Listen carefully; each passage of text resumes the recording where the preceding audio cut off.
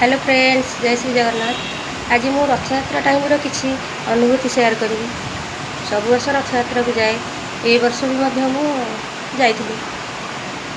घर जो बाहर मुझे मुंडिया मारे कहली जगह आउ तू मत देखादेबू मुझे घर को आने को चाहूँ। आम तो जानी नु एत लेट हो रास्त प्राय 4-5 घंटा टाइम पूरा पलैला। एपटे बड़दाण्ड पटे छाड़िले, ब्रह्मगिरी रास्ता पटे आमको छाड़िले। तापर आम से फेर 2 किलोमीटर 2.5 किलोमीटर चली चली उत्तर द्वार पटे पाखक गलु।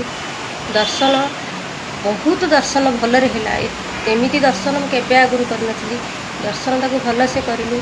तेल रिटर्न कली कहली आउ जगह को बोधे एपट नहीं पार, दुकान फुकान तो किसी सेमती ना एपटे बड़दाण्ड पटे तो छाड़िले। हाँ हौ एमती भाविकी रिटर्न जो कलु से देखला बेलू जड़े लोक बस पाखे अच्छी मूर्ति अच्छी कि बड़ साइजर किसी ना जहाँ अच्छे सब छोटर मूर्ति बोले जहाँ भी हो दर्शन देती माने मुझे घर को नेबी।